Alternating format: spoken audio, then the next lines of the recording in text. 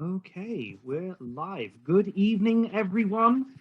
Welcome to this evening's presentation. My name is Michael Goodchild, Museum Coordinator at the Fraser River Discovery Centre, and I would like to thank all of you for coming to attend this month's Faces of the Fraser, featuring Dr. Eric Taylor, Professor of Zoology at UBC and Director of the Fish Collection at the Beaty Biodiversity Museum. If this is your first time attending one of our Faces events, welcome. For those of you who have attended an event before, welcome back.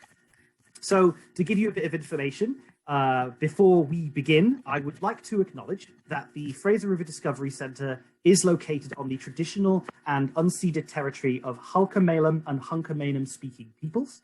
Now, territory acknowledgement is just one small part of reconciliation, and I would encourage all of you to take a moment this evening to consider some of the other ways that you can participate with reconciliation with Indigenous communities. Now, Faces of the Fraser provides an informal opportunity for our communities to engage with individuals or organisations that live and work on or alongside the Fraser River or river systems in general, to learn more about the role that rivers play in our daily lives. So this evening, we're very excited to welcome the brilliant Dr. Eric Taylor.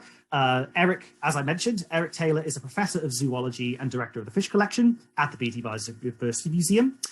He also served as its Museum Director from 2013 to 2020.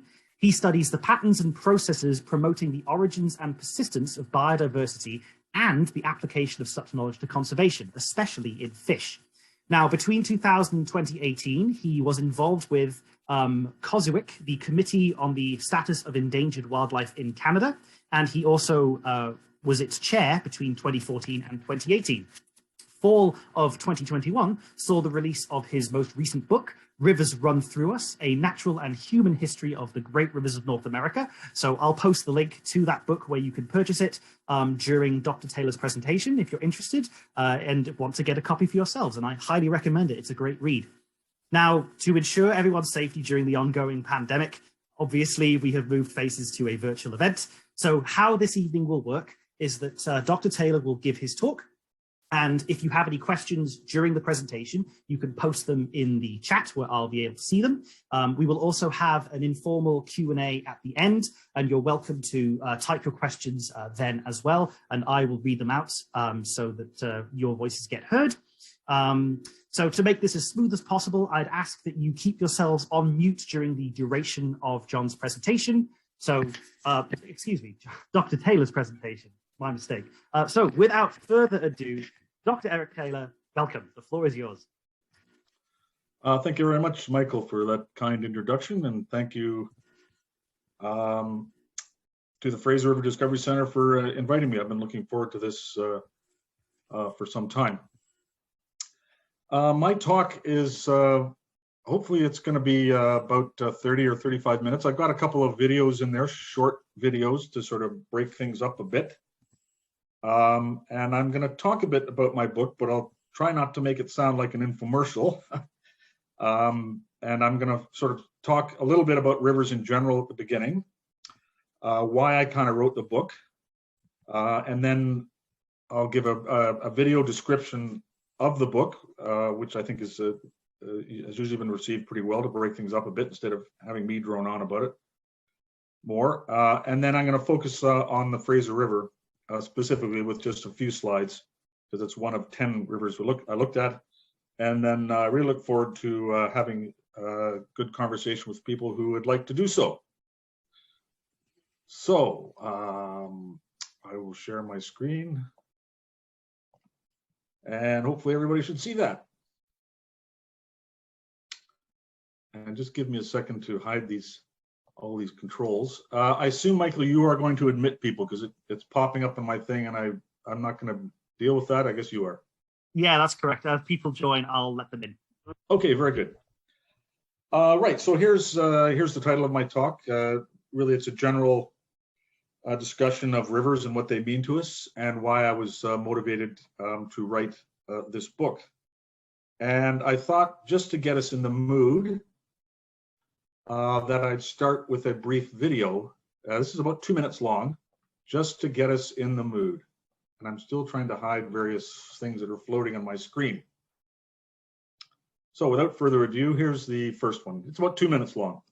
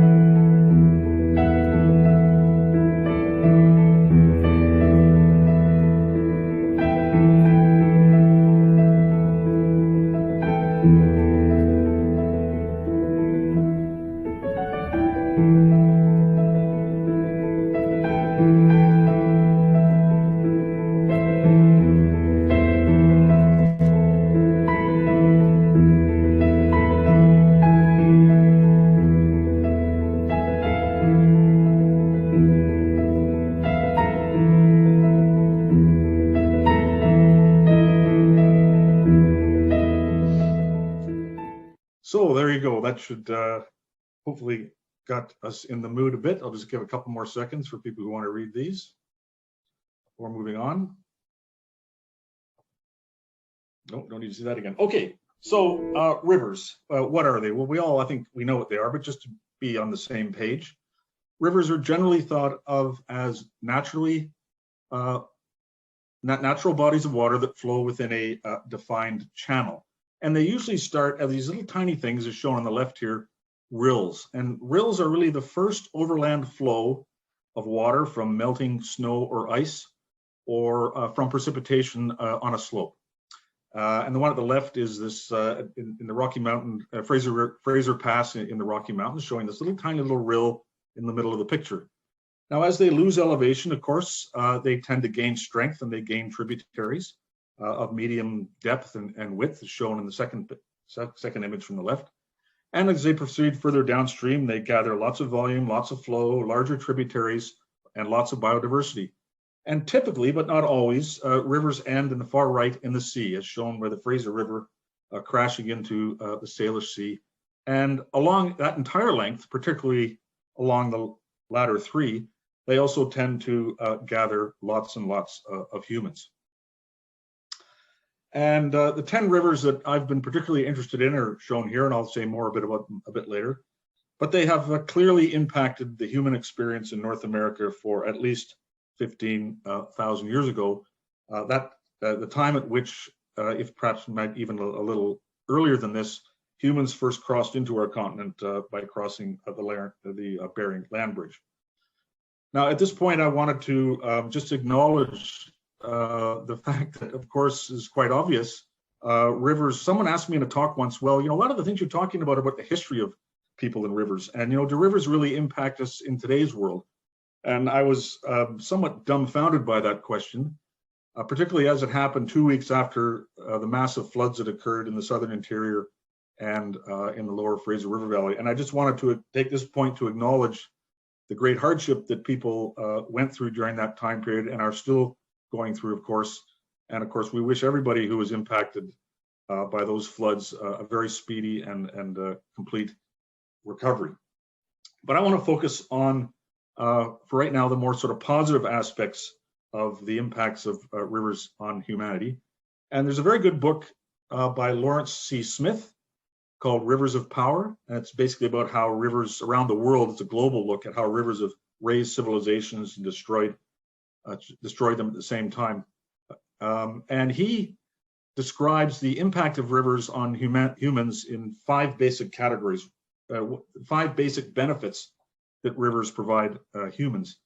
And these are access, natural capital, like fish that are caught from rivers, territory, a way to express power, and of course, well-being. So these are the 5 sort of categories that he groups the major impacts, positive impacts of rivers on humans. And you may, when you look at the 10 rivers that I focused on in this book, you'll notice sort of a curious pattern about them, but most of them flow largely in a sort of northeasterly, northwesterly, or southwesterly, southeasterly direction. And I was interested in looking at the sort of history of why this is. And basically, the flow of the rivers that we see today is not what they always were. And they're impacted by 3 very sort of large-scale processes that have occurred over different time periods. And these are shown as sort of plus marks, plus signs, resulting in the current flow we have today. On the far left is continental drift, and just making the point that North America at one point had a much more sort of in a longitudinal direction, had a much more east-west direction than it does now, and continental drift occurring over the last 200 million years, and it's still occurring now, sort of reoriented North America into a predominantly north-south orientation. Add to that the process of mountain building or orogeny that's happened, of course, over millions of years. But one of the major time periods of mountain building occurred sometime in the last sort of 65 to 80 million years ago with one of the major uplifts of the Rocky Mountains. And of course, this creates relief and gives rivers basically the kinetic energy they have to be able to flow. And if you add to that the impact of glaciation, which I'll talk a little bit about later, that's occurred multiple times in the last 2 million years. But just imagine that up to around 10,000 years ago, where we're sitting right now, where we're all sitting right now, was covered by a 3-kilometer thick sheet of ice. And the rivers we see today, a lot of the source of the water for those rivers emanated as results from storage from glaciers that melted to carve out the river valleys as we see them today. And also the residual glaciers now are a predominant source of water for the rivers, at least I talked about, that I talked about in this book. And the most recent glaciation, as I mentioned, only ended around 10,000 years ago. So these are different processes operating at different spatial and different temporal scales that influence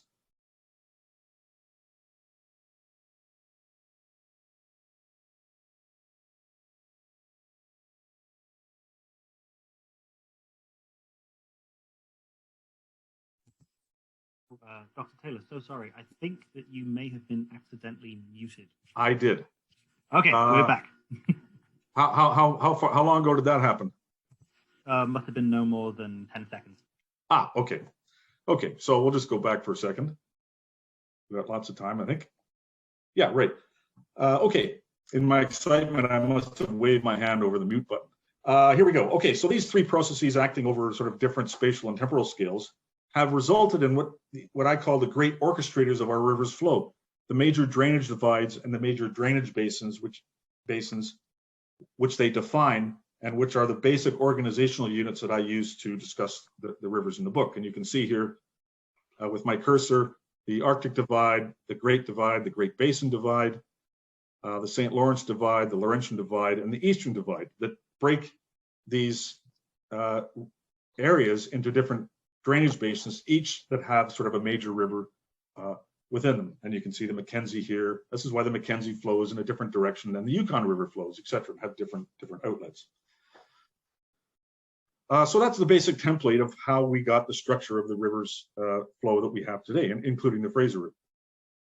Now, with that said, why did I want to write a book about rivers? And the reason I have this section in the talk is not to talk about me, but just to talk about how, well, obviously I'm going to talk about me a bit, but I think this applies to anybody who spent a lot of time around some sort of natural phenomenon, that at some point you feel sort of this deep connection.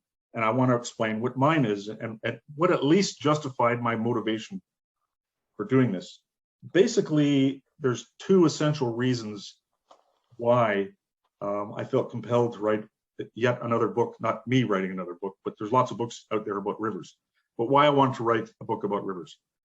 And these are sort of described in these images of my life history pattern, if you will. So on the upper left is me as, I don't know, 9 or 10-year-old on a river in the Kawartha Lakes region of southern Ontario. And I bring this up because my father was an outdoorsman, an amateur outdoorsman, who always had us in rivers, fishing, swimming, and canoeing. So as long as I can remember, I've been around lakes and rivers, and particularly rivers. Then, of course, as I grew up, I developed an interest in fishing, particularly fly fishing. And on the bottom left and on the upper right, I've also done a lot of canoeing in some really spectacular places with my oldest and dearest friends, mostly in Western Canada. And really to be even modestly successful at either fly fishing or canoeing, and in some cases to actually survive canoeing, one has to know something about rivers, or at least be around people who know something about rivers. And the bottom right is an image from a very small spawning stream, about 2 kilometers long in southeast Alaska. And there's 22,000 sockeye salmon in this 2 kilometer long creek. It's only about 4 or 5 meters wide at its very widest. And basically, I became a university professor and had a deep interest in studying fishes, in particular freshwater fishes of northwestern North America. And of course, again, if you want to even be modestly successful at that endeavor, one has to know something about the places where these fishes live, if for no other reason to be able to collect them, to study them. And of course, for North American freshwater fishes, that in large part means having to know something about rivers. So essentially, throughout my entire life, I've been around these things, and they've sort of seeped into my DNA, and that developed a strong interest in them by me. And the second major reason is I have a long and deep interest in history. And I think I inherit this from my mother's brother, my uncle. And I'm particularly interested in the history of exploration and the history, military history. And so, well, why would what does that got to do with rivers? Well, this meant that I read a lot of books about exploration. And when I read these books about exploration, I realized that many of the accounts of Simon Fraser, Sir Alexander Mackenzie, or the John Wesley Powell's trip down the Colorado River. When I read these books, I realized that while I was primarily interested in the history of the characters and the exploration, I realized that they were either exploring rivers themselves, or they were using rivers to get to somewhere else to explore the land for various reasons. So this led me to read a whole pile of books and develop an interest in collecting books about rivers. So anything from Mark Twain's Life in the Mississippi, to Unruly Waters by Amrith, to Joseph Conrad's Heart of Darkness, to this amazing book, The River of Doubt, which recounts the trip by Teddy Roosevelt, the 2-term president of the United States in the early 20th century, who explored this river that no one had ever charted before, deep in the jungles of Amazonia.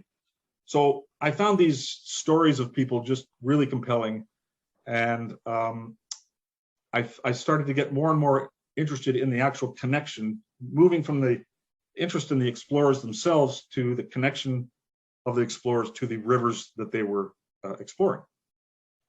So those books really enthralled me, but 2 books in particular really inspired me. And these are shown here. I want to acknowledge them. 1984, the dates are the dates of publication, but I actually read the more recent one first. A River No More, The Colorado River in the West by Philip Fradkin, and Hugh McLennan's 7 Rivers of Canada. Now, the one on the left by Fradkin tells a story of the Colorado River and tells a story of water developments in the Colorado River and the impacts that that's had on sort of water security in that area. And he tells a story a little bit of the geography of the river and the history of the first peoples of the river. But what really fascinated me was all the political machinations that went on by representatives of the sort of 7 southwestern states in the Colorado River Basin in Washington, lobbying for water development projects, irrigation projects, hydroelectric projects in the Colorado River Basin. We hear about the lobbyists for big oil, at one point, big tobacco, big tech, all this sort of thing. These people had nothing on these water development lobbyists, just incredible, larger than life characters that were trying to extract every nickel they could out of Washington to develop water projects in basically a desert. So that's where the penny dropped, about how important rivers can be to sort of the political and economic experiences of people in North America.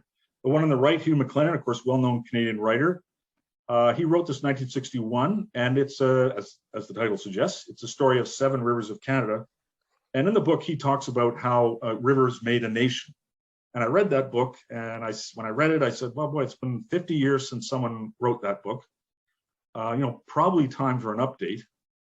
And I thought, well, all these books that I've read also in the US, maybe I should try and think about writing a book about rivers that made a continent as opposed to just made a nation. Because if you read the book, there's some interesting things about the geography of Canada and the US and our political and economic history that suggest that our connection with rivers is a little bit different, and that the Canadian story of rivers and exploration is one of sort of the epic voyages of Mackenzie and Fraser, David Thompson, and they're central to the actual formation of our nation. Whereas in the US, it was more about using rivers like the Lewis and Clark exploration as a way to expand an already pretty powerful country. So that was pretty cool. And I thought, well, if I'm going to do something about North America, surely I've got to have something about rivers that mean something to Mexico and Mexicans, because they're an important part of North America. So, as Michael mentioned, the book came out. I was lucky enough to get a publisher, Rocky Mountain Books, and the book came out in October 2021. And I was very fortunate that Mark Angelo agreed to write the foreword for it. And so I was lucky there. So that's the kind of the history of why I wrote the book. And now what I'd like to do is show you, this video is a little bit longer. It's 5 minutes, and it explains nothing really I've talked about so far, but it very, very briefly, with some nice images, I think, goes through each chapter and or lists each chapter basically, and tells you what the sort of message is in each chapter. So I think you'll enjoy this. It's time for me to take a drink anyway.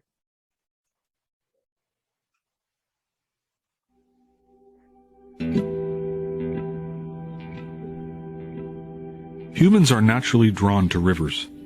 We are a riparian species. We live along rivers and depend on them to sustain our lives, our livelihoods, and our well-being. It is no surprise that the Fertile Crescent, the cradle of human civilization, encompasses 2 great rivers, the Tigris and the Euphrates.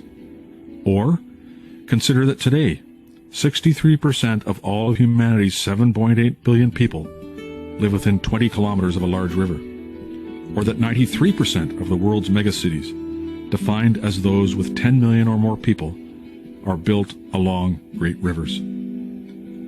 Rivers Run Through Us, a natural and human history of great rivers of North America, explores the relationships between 10 great rivers and the development of our societies since humans first crossed into our continent over 15,000 years ago.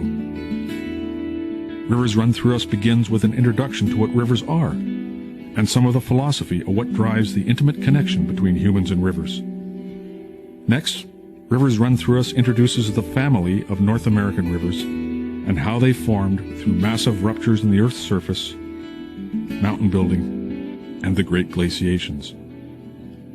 The first of 10 great rivers explored is the Mackenzie River, encompassing 20% of the land area of Canada, with a delta consisting of more than 30,000 ponds and lakes.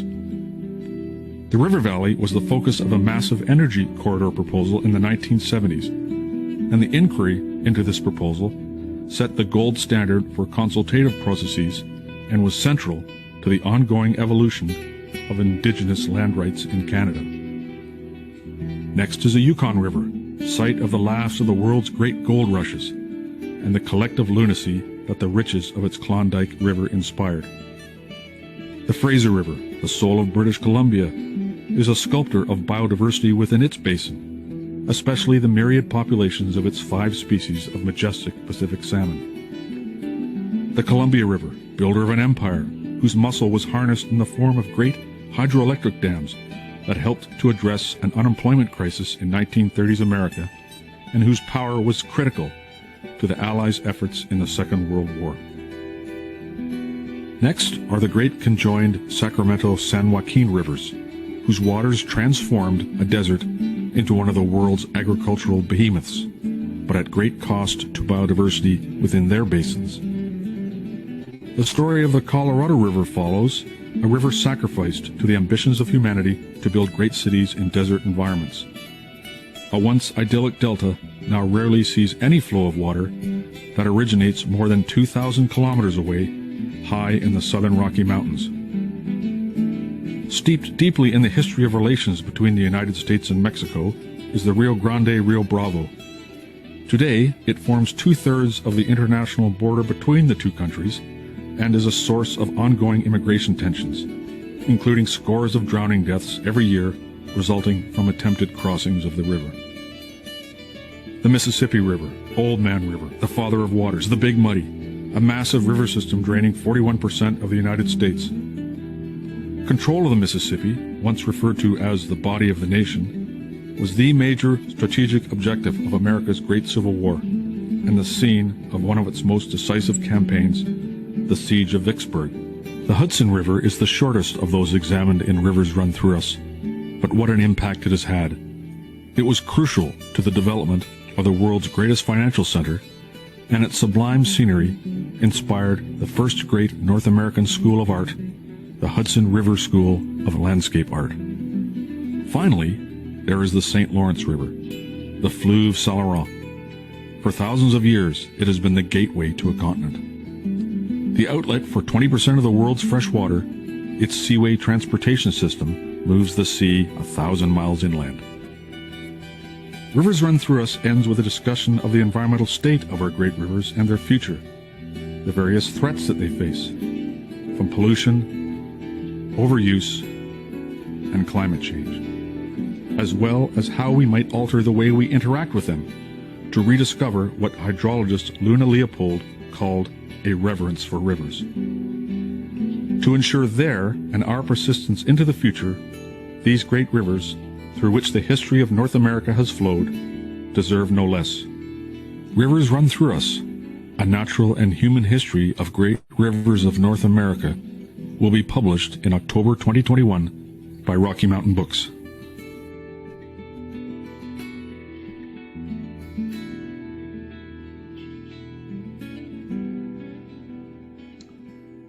So there you go. We don't need to see that again.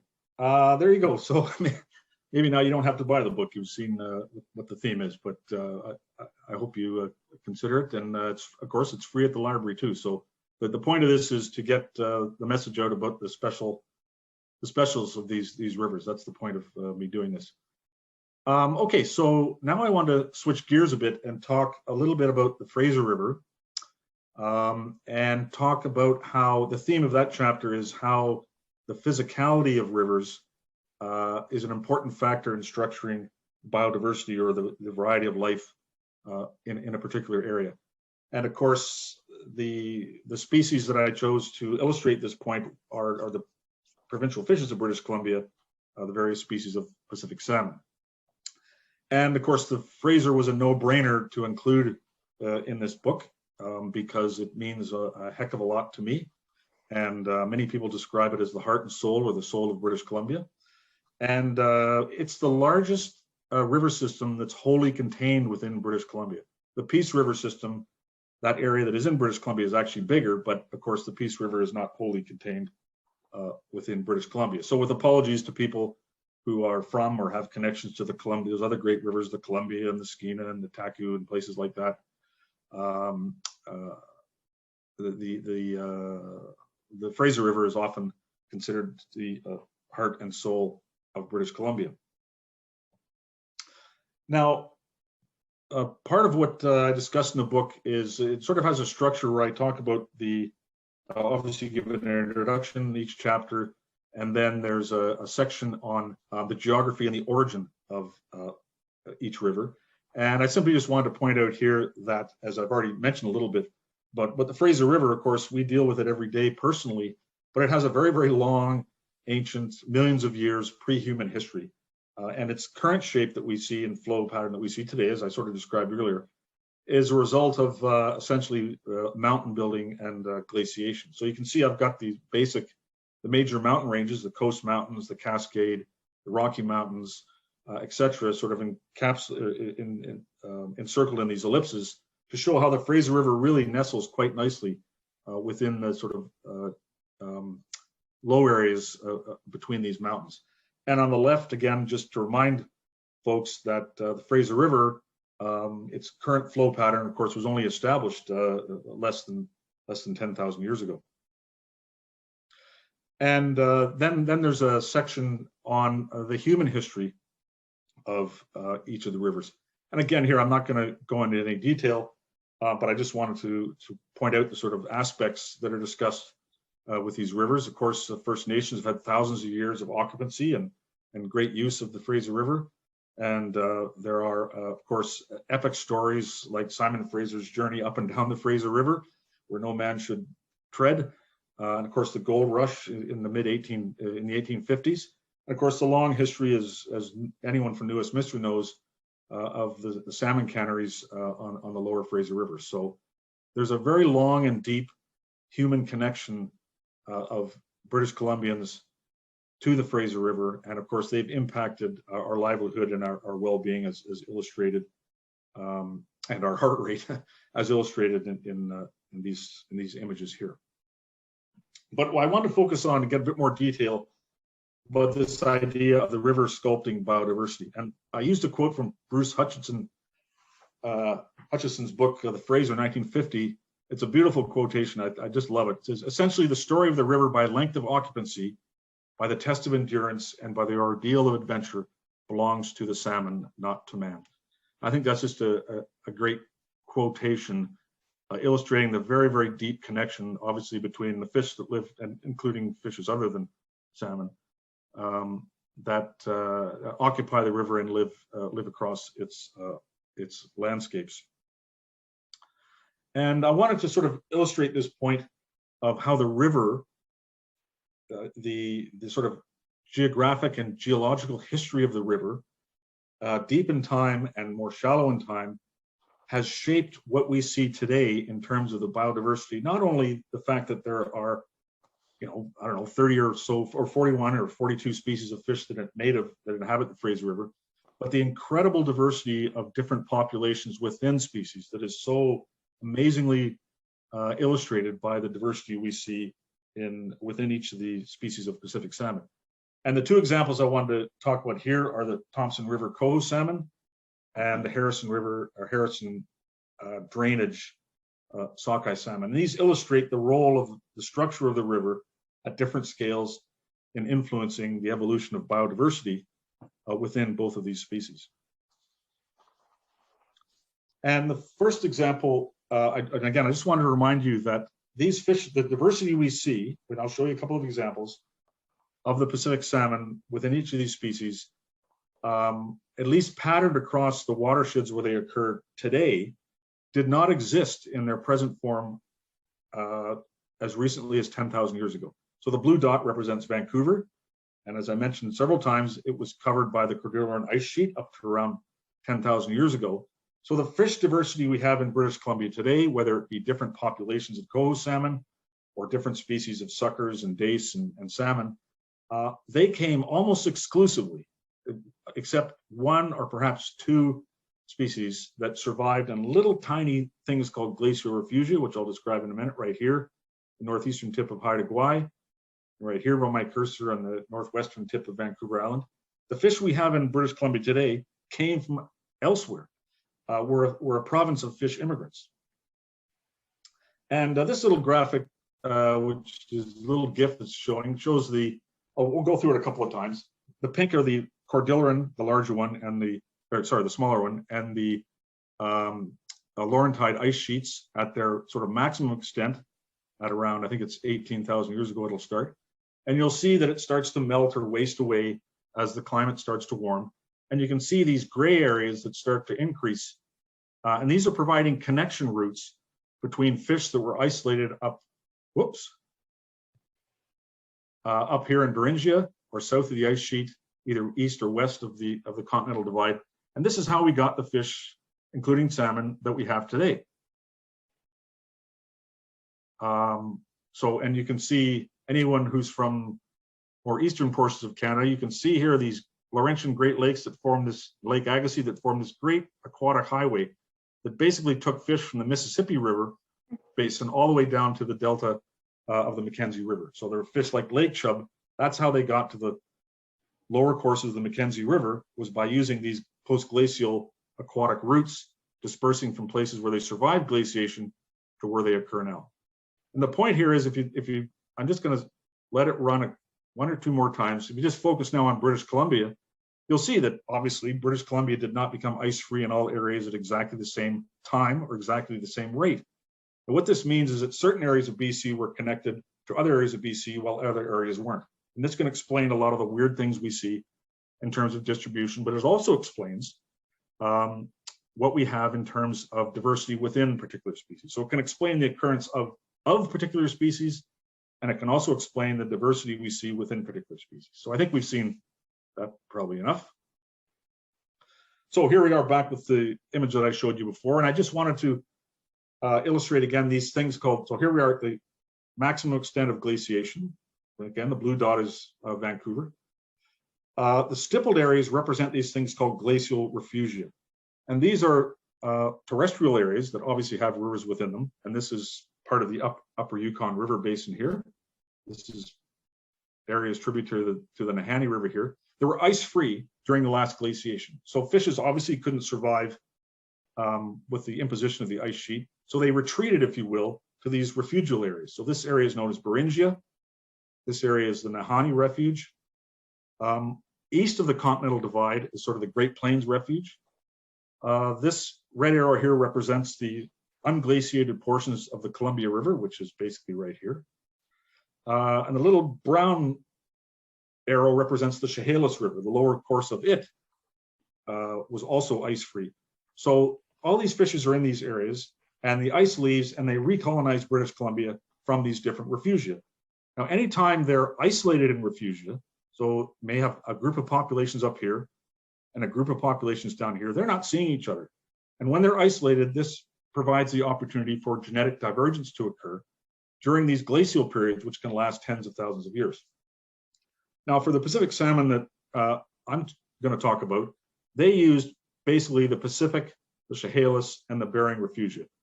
There's no native Pacific salmon east of the Continental Divide, so they obviously didn't come from there. And there's none in the Nahanni area either, so they didn't come from there. So they came from the red arrows, the brown arrow, and the black arrow. All sound simple. So you can imagine multiple waves of invasion coming from different places, peripheral to the ice sheets, that might be genetically divergent from, have populations in them that are genetically divergent from one another. Now, interestingly, the Fraser River has had a very checkered, I mean that in a positive way, a checkered history. Its base level, that is the level below which it can no longer erode, has changed by hundreds to, if not thousands of meters over time. It used to flow to the north and it used to flow to the south. Now it flows to the south, obviously. It had connections with the Peace River, it had connections with the Athabasca River, and it had connections with the Columbia River. And in particular, it's the latter one I want to talk about, connections with the Columbia River. So this is showing, this is what I mean about how at some intermediate period during deglaciation, that these areas with the little teeth marks on them, these are ice sheets, residual ice sheets. And you can see that lower part of the Fraser and this mid part here was ice-free, but upper parts of the Fraser were not ice-free completely yet. Here's a large proglacial lake with all this meltwater that caused the upper Fraser to drain into the upper Parsnip River. So that's an example of one of these interwatershed connections that don't exist today. Now over here on the right, we have a nice illustration of the connection that occurred and the reversal of flow that occurred. And you'll see the relevance of this in the next slide, between the Thompson River basin of the Fraser River basin and the Columbia River basin. So again, these stippled areas are ice sheets that occurred as the ice was melting at particular time period, anywhere from 13 to 10,000 years ago in the Thompson River basin. And you can see areas like here, like the western end of Kamloops Lake, which is now Kamloops Lake, had an ice dam in it, which means it couldn't flow through its contemporary route and down into the Fraser River. It back flooded through what is now Shuswap Lake, down through Shuswap Lake into this thing called Glacial Lake Penticton, which is now obviously connected to Okanagan Lake, became Okanagan Lake, and is connected to the Columbia River Basin. There's another ice dam here around where Merritt, here's Merritt now, in the contemporary spot of Merritt, the black dot. And there's an ice dam here, which means that what is now the Nicola River drained out of this thing called Glacial Lake Merritt, but it couldn't drain as it does now through Spence's Bridge to hit the Thompson River. Instead, it back flooded and entered this way up into, again, Shuswap Lake, and also down this way down into the Okanagan Basin. So the point of this is that this area of the Fraser River Basin, there's now the Thompson River, used to flow not into the Fraser for some time period and into the sea at Vancouver, but actually ran into the Columbia River Basin and entered the Pacific Ocean, its waters, at the mouth of the Columbia River, not the mouth of the Fraser River. And of course, as the ice melted, you can see here's a more recent stage. The ice has melted, and now it's starting to sort of, there's still an ice dam here at Spence's Bridge, which means there's still flow this way, but eventually this ice dam melted and it established its current flow to the sea at Vancouver. Now, what is the relevance of this to coho salmon? Well, we think that this history of the Fraser River, its glacial history fairly recently, has left its imprint in the genetic structure of things in coho salmon today. So what this means is, and I'll show you what I mean by that in a second, is that this goes back to this idea of where fish came from when glaciation was at its peak and was starting to melt. This means that because the lower course of the Fraser River, the Thompson River could not drain into the Fraser River, so these colonization routes into the Thompson via the lower Fraser were blocked. That's what the red X's mean, which means that fish at this point can only come down from the north or come from the upper Columbia Basin through this way because of the connection between the Thompson River Basin and the Okanagan River. Now, of course, these fish from Beringia would also be blocked coming up this way, but eventually that opened up. Now, this is reflected in what we see as the genetic structure of coho salmon. So if you look at a bunch of DNA type markers in coho salmon, what you see consistently, and it's consistent with the different types of markers that people use, people get a consistent result in different independent groups studying different marker systems over years. You see very clearly, at least within the Fraser River Basin, which is separate than a lot of other areas, very clearly a lower Fraser River group. So these, again, these sort of ellipses or weird shaped things encompass populations of fish, and you'll recognize some of the names, I'm sure, populations of coho salmon that are more closely related to each other than they are to any of the fish within this group of fish over here. And this is, again, very well resolved. There's very clear signals in lots of different methods one use of a very distinctive Thompson River and Middle Fraser River fish that have a connection to fish from the Columbia Basin, not to other fish in the Fraser River. And so we think that's a signature of their isolation during glaciation, followed by colonization from the lower Fraser River eventually, but an earlier colonization up into the Thompson River area and parts of the upper Fraser via the Okanagan River, not via the lower Fraser, which colonized the lower Fraser area. And of course, we know that this sort of structure of Thompson River, upper Fraser coho versus lower Fraser coho is very well mirrored also in sort of basic hydrological differences and biogeoclimatic differences between these regions. It's anyone who's driven through here, and I'm sure many of, if not most of you have, realizes there's a very abrupt change when you get around Lytton, or even just a little bit south of Lytton, to sort of the dry interior belt and versus the coastal sort of more temperate rainforest type environment. So the imprint of the geology of the Fraser River, it's imprinted on the genetic structure of coho salmon that we assay, we're using various techniques today, that is probably almost surely reinforced by the very strong contemporary environmental differences between these areas.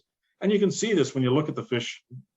Back in the mid-'80s, I did a master's degree on looking at coho salmon in the interior versus the coast, and I was looking at morphology and swimming performance. And you could tell the difference between juvenile fish. The ones from the interior looked very different than the ones from the coast. So this idea that the areas, that the Fraser River and its geographic history have left an imprint on the biodiversity we see within this one species, coho salmon, the interior, sort of interior Thompson coho versus all the other ones. Now, on a different sort of spatial scale, I wanted to briefly talk about sockeye salmon and the incredible migration that not the adults make, and they make incredible migrations too, but what the little fry make to get there from their spawning areas in Weaver Creek here into the main rearing lake that they use, which is the Harrison River here. So now we're talking about a different species at the lower portion of the river on a much smaller geographic scale. And I'm sure all of you know the life cycle of salmon pretty well, but I just wanted to highlight the unique thing about sockeye salmon is, of course, that the fry make a migration from the spawning streams where the eggs have been incubating to turn into alevins. The adults spawn in the stream, the eggs develop, they hatch, the fish come out into the river, and they make a migration. Not every sockeye salmon population, but a lot of them, most of them, make a migration from the stream where they were spawning occurred into a nursery lake. And that nursery lake can be upstream of the spawning area, it can be downstream of the spawning area, or it can be both. And the type of migration the fish has to make is intimately tied to the sort of geographic relationship between the spawning stream and the rearing stream, and the rearing lake in this case.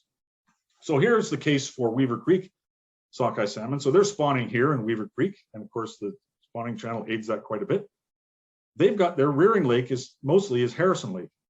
So they've got to get from Weaver Creek down through Morris Slough into the Harrison River and migrate upstream into Harrison Lake to rear for 1 or 2 years before they migrate again downstream as smolts to the ocean.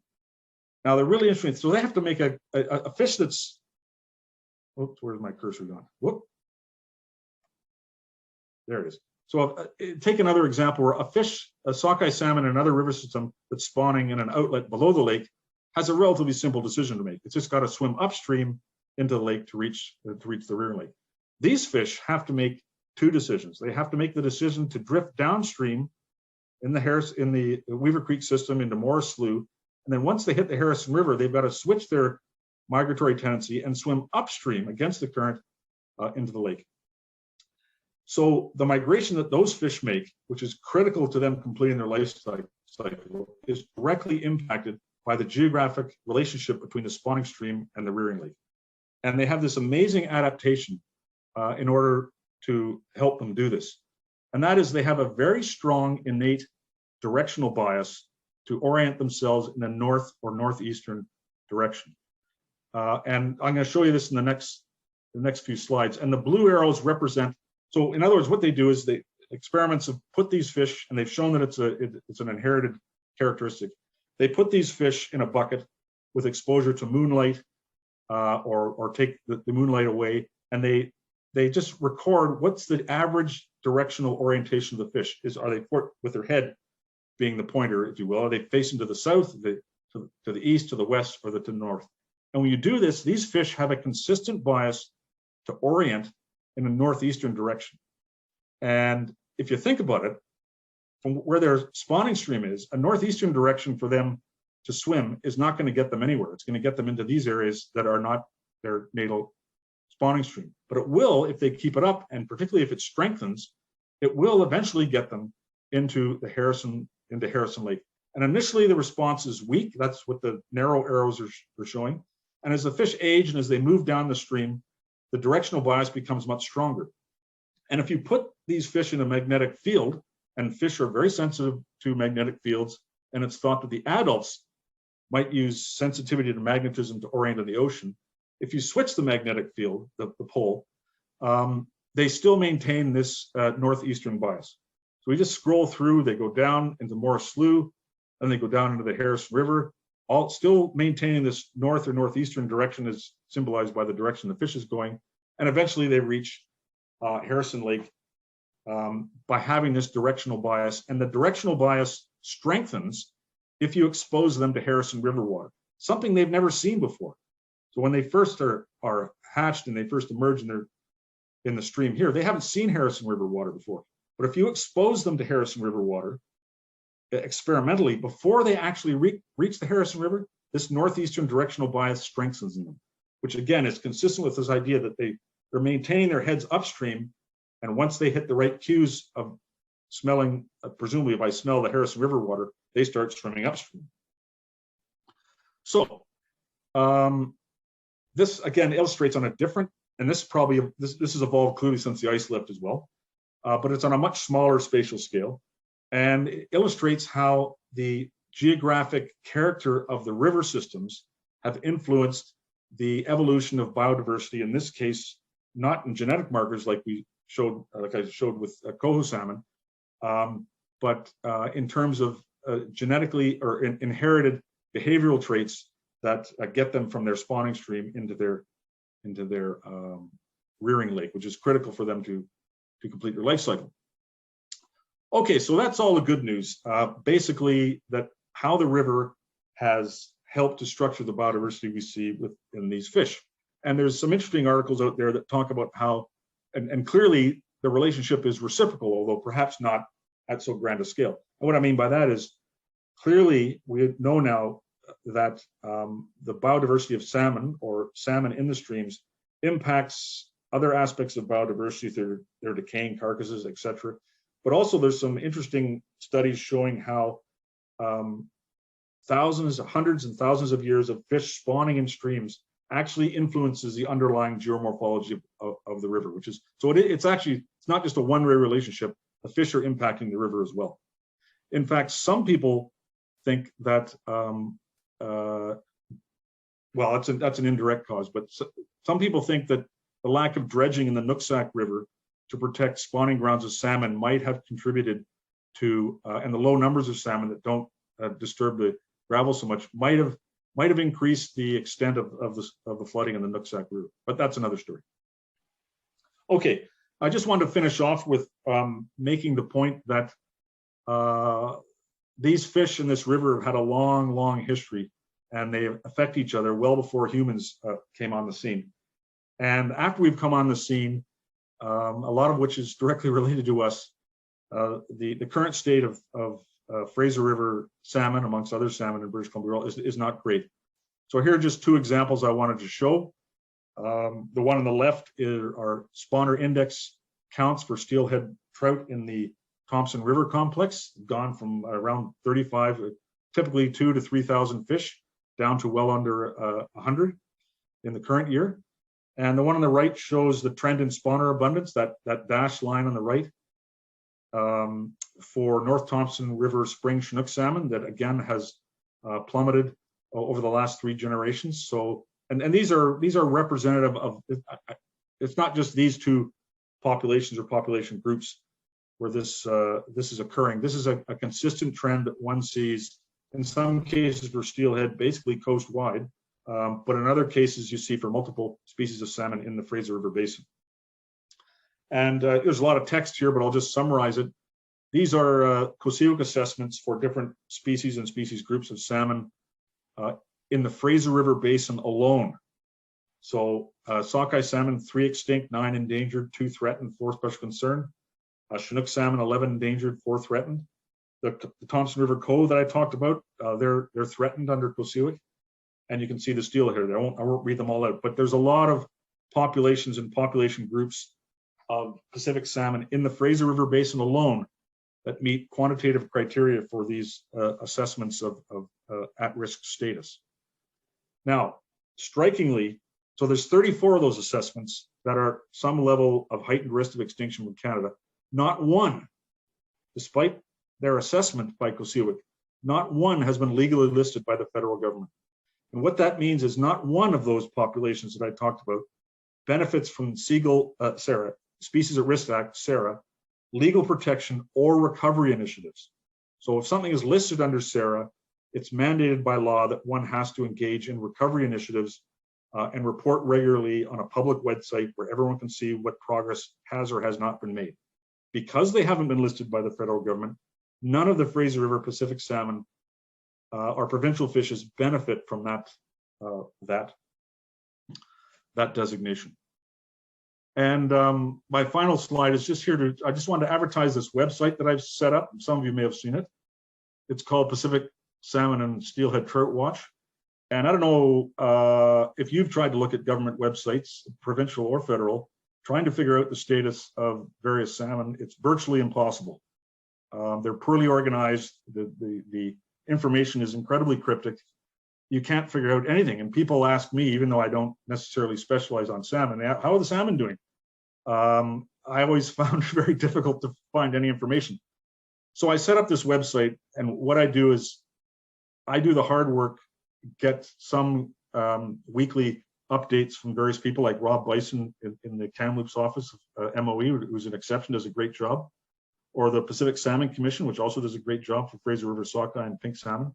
And I digest their reports that come out weekly at some stage, including the Yukon River Chinook salmon that many people don't know about. And I post them here and give people little snippets about how they're doing. So I encourage you to look at that and to let me know if anything you think is amiss. So with that, I've used my time, and I'm happy to have any amount of discussion you'd like. Thank you very much. Okay, thank you very much, Dr. Taylor. That was really, really interesting. Very much enjoyed it. So yeah, the floor is open to participants in the meeting. If anyone does have any questions, they can post it in the chat where everyone will see. You can also send it to me directly, and I can read it out to Dr. Taylor. If you're finished for the evening and wish to leave, that's perfectly all right. We just wanted to open the floor in case anyone did have any questions for him.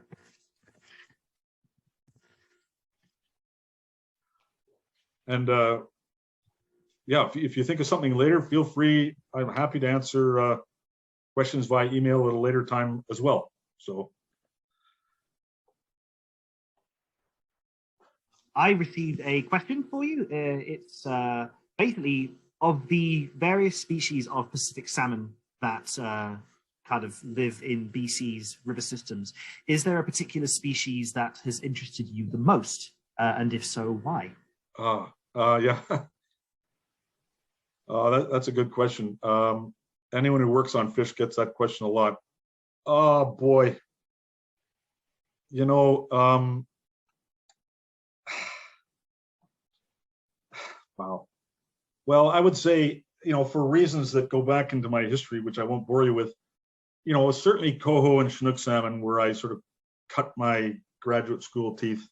I have a connection to them because I worked on them so much, and you know, throughout the Thompson River area and the Upper Fraser. So I'd have to say coho or a Thai coho or Chinook salmon. But people who do a lot of work on sockeye, I would say sockeye. But I don't work much on salmon anymore. I work more on char and grayling and those sorts of things. We've received another question. So this is why, based on what you were talking about, how the federal government seems reluctant to add Pacific salmon to. Sorry, I'm just trying to find the question. We just got a bunch of them. There we are. One of them. Okay. Why is the federal government reluctant to add Pacific salmon species to Schedule 1 of SARA? Is there a particular reason why that's the case? Very much so, because they're of commercial and recreational interest. And so the way it works is, once a species is assessed or recommended by COSEWIC to be threatened or endangered or extirpated, they have to, and quite rightly, the federal government then engages in a public consultation process where, and they engage in a, I'm not going to get into the names because I get confused by them, but they look to see whether recovery is actually possible. Like maybe there's no habitat left, so there's no point in recovering them if there's no habitat. They look so that's sort of the potential recovery in an attempt, not to throw good money after bad. And they also engage in it's called a regulatory impact assessment analysis, which basically is a socioeconomic analysis. And so they look at the social and economic costs as they perceive them to, say, shutting a fishery. And for any of the ones I've seen, which, unlike the COSEWIC reports, are not open to public scrutiny until after the fact. And even then, I'm not sure that they are. Like, anyone can comment on you can go right now and download all the COSEWIC reports, and you can dump all over them if you don't think they're any good. Whereas the socioeconomic reports are not open to the same level of scrutiny. So basically, it comes down to it's going to cost too much, or it's going to make too many people angry if we shut a fishery. Now, that said, and the other reason is they'll often say is, oh, don't worry, we don't need to list them under SARA because we have the Fisheries Act. Well, there's two things wrong with that logic. One is the Fisheries Act is what got us into this state in the first place. And secondly, the Fisheries Act, if you read it, and I've read it several times, it's not specifically designed to recover species that are at risk of extinction. They talk about recovery of stocks and recovery of fisheries. So it's not specifically, like, there's no mandated time where they have to say, oh, we're going to design a plan to recover these fish, and we're going to report the outcome of that plan on a publicly accessible website. That's not in the Fisheries Act at all. So you get these 500-page integrated fisheries management plans that are just hell and gone to try and get through. And it's very difficult to track the progress of those things. And people may be well-intentioned, but it becomes very difficult to track the progress. Whereas the Species at Risk Act, if you're listed as endangered, there's it's by law, you have to devise a recovery strategy, and you have to then, by law, develop an action plan to implement that recovery strategy. You have to say, what's the problem with Thompson River coho? How are we going to fix it? And this is our plan to fix it. And the minister has to report every 5 years on whether or not they've achieved the goals they set out. So there's much, much stronger accountability. And no one's suggesting that this is easy, or no one's suggesting that, no one's suggesting that it's an easy thing to do. It's not. But the Species at Risk Act is specifically designed to recover populations that are at risk. And the other issue with that often comes up is, oh, well, if we shut the fishery for this particular river, say ban the recreational fishery, or ban a terminal fishery, commercial fishery in an area, that we have to shut down the whole coast. They often hear that we have to shut down the whole coast to all fish. That's not true. You can get things called allowable harm permits, in which case, if you could document how much an impacted stock is being damaged by a fishery, you can then sort of apply for an allowable. Let's say it's only 1% or it's marginal. Whereas you shut the fishery, it's going to impact a lot of people for a marginal gain. You can apply for a permit to harm those fish that are listed as endangered at a very small level. If people say, well, they're going to harm them, but it's really not going to make the situation any worse. So we're going to allow a fishery that intercepts those fish. So there are ways to work around that, but those are the basic reasons. And this is this is not just Pacific salmon. Virtually any fish that is harvested commercially has not been listed under SARA, and that goes for fish on the East Coast as well, and it goes for a lot of animals that are hunted in the north as well. Very, very difficult to get those lists. If you're a bird, 95% of the birds that are assessed as endangered or threatened by COSEWIC eventually get listed under the Species at Risk Act, because people don't hunt. Any of the birds that are listed are not hunted, so they get on there right away. So there's a real bias depending on whether they're commercially harvested or hunted. Oh. There's a few more questions. Could you see them in the chat, or do you want me to read them out to you? Let's see. I just got to make sure I got. Let's see. Thank you very much. Okay, here we go. from Scott. Is glaciation responsible for the relative lack of biodiversity in cutthroat trout in BC, coastal Alysso versus in the US? That's an excellent question. Almost surely. So, so for those who aren't that familiar with cutthroat trout, and this person Scott certainly is knowledgeable about them. Canada, in BC, and they're only in Canada, we only have 2 subspecies of cutthroat trout, whereas there's, I don't know, 9 or 10 or something in the US. And a lot of that are in places that were not impacted directly by glaciation. So they didn't have glaciers imposed on top of them. They would have been colder, drier environments with lots of floods and stuff. But because those areas have been, those rivers and streams have been around throughout the glaciations, cutthroat trout have almost surely, and because cutthroat trout live in those basins, like the Missouri River Basin, the Lahontan Basin, down in Nevada and those areas with these giant fish-eating cutthroat trout, those have been around, have existed for so much longer that they've developed a lot more diversity. So yes, sorry, the short answer to your question is yes. How worried about you about, that was a great question. How worried about you about damage done to local spawning beds that the Scarborough High Stream rivers deliver? Well, that's interesting. Well, I'm certainly worried. I mean, of course, the Thompson River steelhead were almost surely, well, they weren't in their spawning areas like the Coldwater or Spias Creek in the Nicola River Basin at the time of the floods. They were probably hanging around in upper parts of the Thompson or the lower Nicola, because they don't move into the spawning streams until April or May. Of course, their juveniles are almost surely heavily impacted. It's the coho that kind of spawn right in the middle of November or early November, right when the floods creamed the Coldwater. So their reproductive success almost surely took a big hit. Same with Chinook salmon. And remember that these are areas where these coho salmon are threatened by Kosiewicz, so they're not doing great anyway. The Chinook salmon in the Nicola Basin, which would have spawned, I don't exactly know, probably September, late August, September. So their eggs would have been in the gravel during the scouring time, and they almost surely took a big hit.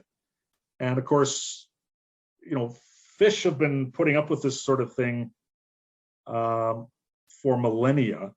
The problem is that some of them are at such low levels now because of the other things we've done to them, that these natural events that occur that might be exacerbated by human activity, they have less, people use this word all the time now, resilience. They have less flexibility to handle these natural catastrophes, just like the big bar rock slide, when they're at such low numbers. So this is why it's critical to get these fish listed, because they're at such low numbers. We got to recover them so they have a natural buffer to handle these natural events that are increasing in frequency because of humans. Thank you. Which sockeye species are extinct? Yeah, good question. Okay, just to clarify, I don't want to make this, it can get a little confusing. So the Species at Risk Act allows genetically different populations within a species to be treated legally as separate entities for conservation. So on the one hand, people go, whoa, what are you talking about sockeye salmon being extinct? There's sockeye salmon, there was like over 2 million of them in the Fraser this year. How can they possibly be saying they're extinct? That's true, but so at that level, there are no danger of extinction from British Columbia. But because the law allows you to list legally basically individual populations, if you can demonstrate it, or typically assemblages of populations as species for legal protection. And because sockeye salmon are so tied to the rearing stream and the spawning stream and the nursery lake, they tend to show very, very fine levels of differentiation. So to get to your point, yeah, that's, you know, I can't remember offhand, but I believe there's one that's been listed as extinct in the, I think, the Barrier River in the north, off the North Thompson, but it's been replaced by fish that they reintroduced at some point. But what they typically do is they say the original population is now extinct, and through supplementation efforts from another area, another population has established itself, might be at low level, but the original population has gone extinct. And I can't remember the other two. I know the one like in Saginaw Lake is barely hanging on. I think it exists only as a hatchery population.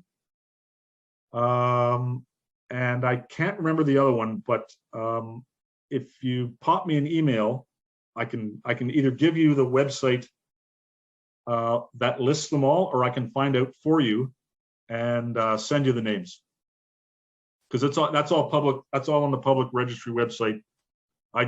We did Sockeye was done in 2018. I just can't remember. Hi, Dr. Taylor. I have another question that was sent to me directly. Okay. Can Dr. Taylor tell us a little bit more about the influence of spawning salmon in rivers and riverbeds? I was astonished at what he said. You know, I wish I could. You know, that I'm not a geomorphologist, so I don't.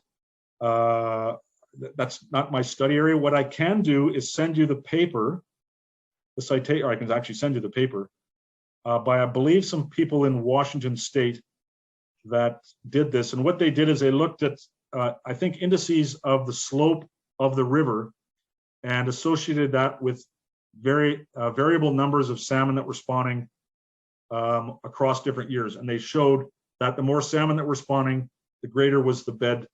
The riverbed was impacted in particular ways. That's all I can remember.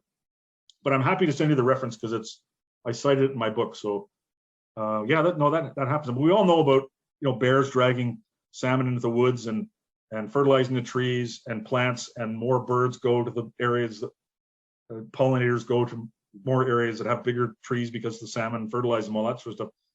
That's pretty old knowledge. But this is the first time that I had seen this particular argument and piece of evidence. I can remember the title. It says the title was "Sex Moves Mountains," and the subtitle was how salmon influence stream morphology. There's a question here, so send me an email and I'll send you the reference. If the federal government continues to do nothing serious to ensure the longevity of our salmon, how long will it be before we will lose the? Oh boy, well that's the $1 million question.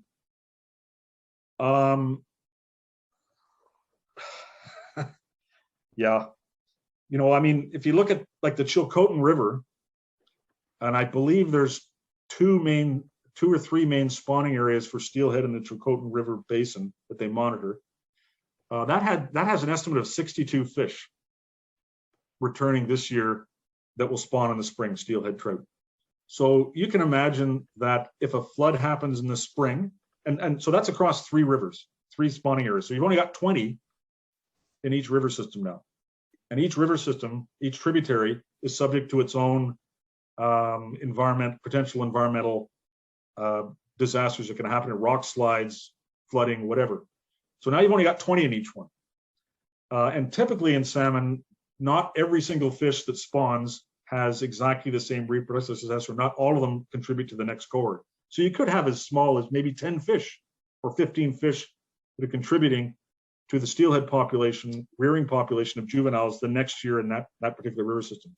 So the short answer to your question is, with numbers that are that low, a random event that a spill, a rock slide, a flood, a slump of slope, whatever, could basically wipe them out in 1 year. Now, that doesn't mean that will happen.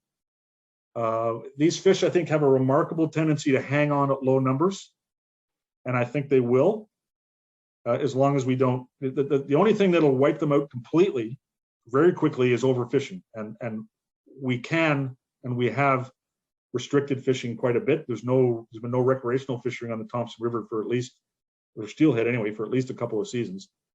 So that isn't really an issue. Then it comes down to, well, how fast is the climate changing?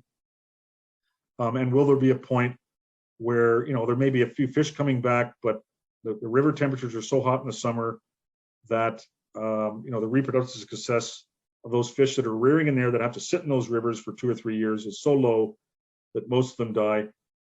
It could be, it's certainly not hundreds of years, anywhere from 1 year if a catastrophe happens, to you can look at the trajectory of the loss of in that slide I showed of the Thompson River. One would predict that in, sort of within the next 10 or 20 years, if we don't do something to stop the bycatch and other things that are impacting those fish, they'll be gone. So it's not that far away, possibly not that far away. I received another direct message.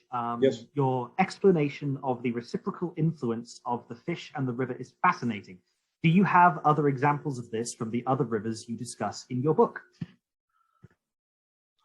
Are you talking about the physical impacts? Oh, sorry. The question said the reciprocal influence of the fish. Well, not on the physicality of the rivers per se. No, I don't.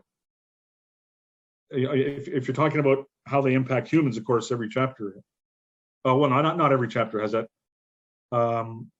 Certainly the Sacramento San Joaquin chapter talks about the trade-off between agriculture and particularly water for fish, sort of David and Goliath story. But no, I don't have any more about the actual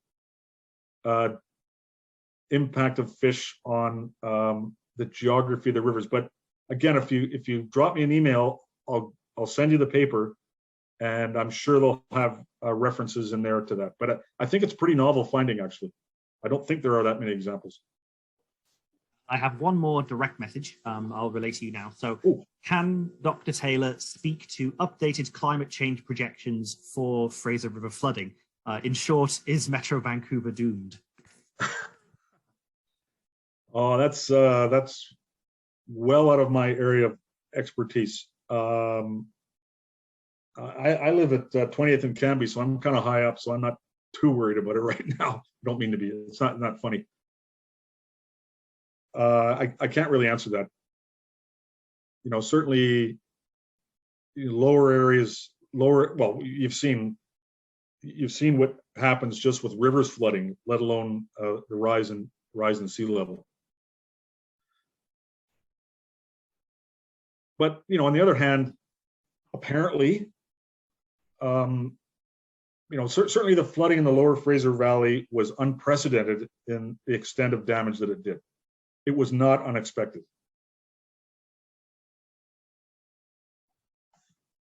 Well, that's all of the direct questions I've received. We do still officially have 9 minutes left on the clock. Actually. Oh, here we go. Yep.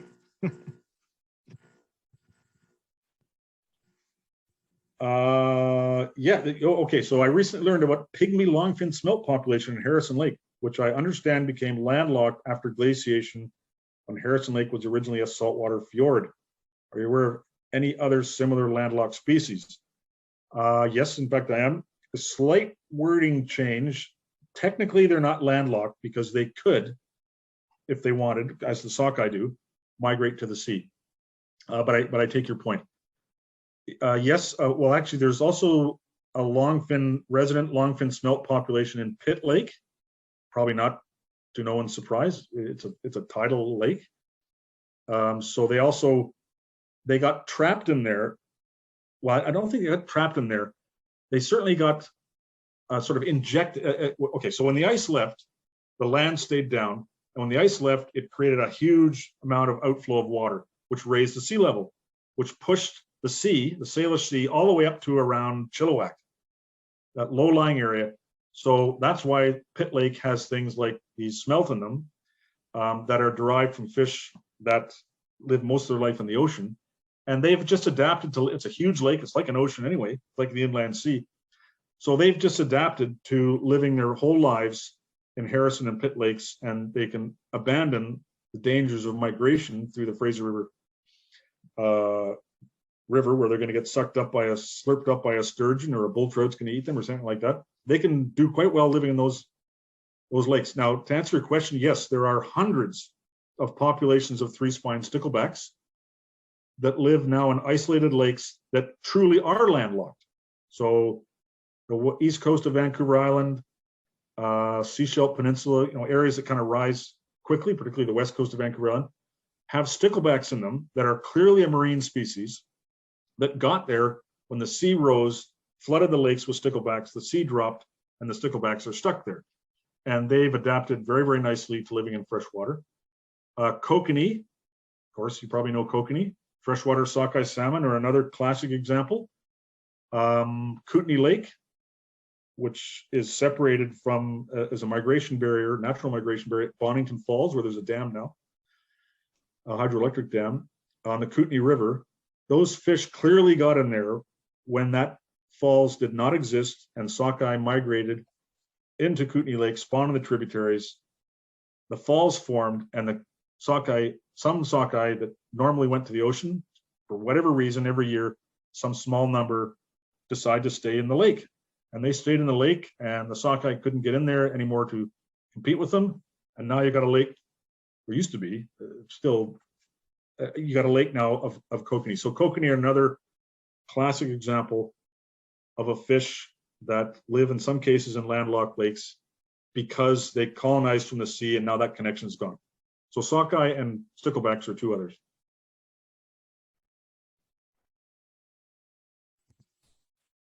Okay, great. We have time for maybe one more question. If anyone has anything they'd like to ask Dr. Taylor, of course, as he's mentioned, you can always contact him by email if you have any questions. We are, as I mentioned at the start of the presentation, we have been recording this, so if anyone would like to watch this, perfect.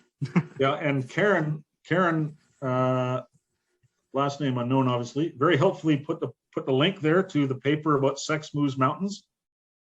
And if anybody wants it and you don't have a subscription to one of these overpriced journals, just let me know and I'm happy to get it for you and send it to you.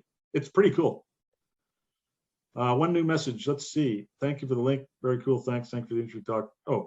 No question. Just commentary. All right. Well, I think that is a wrap. For those of you that stuck us out for the duration, thank you very much. Yes, thank you very much. Yes. And also a huge thank you to Dr. Taylor. This was absolutely fascinating. Thank you very much as well for all of your really, really great questions. As I mentioned, we have been recording the presentation. We're going to be working in the next few days to get this onto our website, and we'll make some social media posts about it as well. I will also be in touch with you over the next few days just to kind of ask how you thought this presentation went, to get some feedback. But as always, we are the Fraser River Discovery Centre, and it was our pleasure to host Dr. Taylor this evening. Thank you all very much for joining us, and I hope that you have a very pleasant rest of your evening. Yes, thank you for the great questions and for your attention. Let me know if you want the link to those extinct sockeye. I'll send it to you.